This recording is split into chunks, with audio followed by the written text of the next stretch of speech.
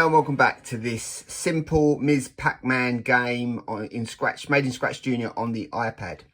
Now this game basically, the point is to collect the cherries when they appear.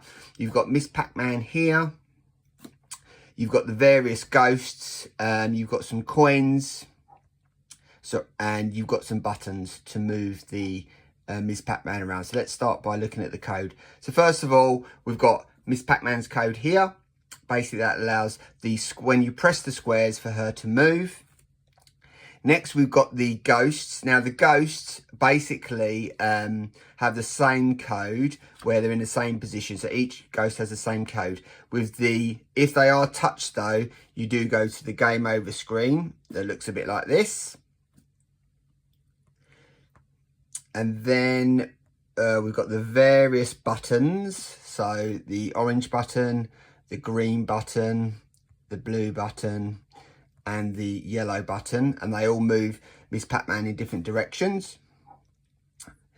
And then all of the coins, or the coins here, have the same code. So for example, if I get that one there, it disappears and then reappears. So the code is on bump, disappear, wait 20, and then appear again.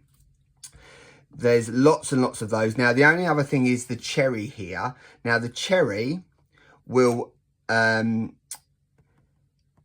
appear after 60. And then once, you can see here, once Ms Pac-man touches the cherry, we go to the third screen here, that is the winner screen.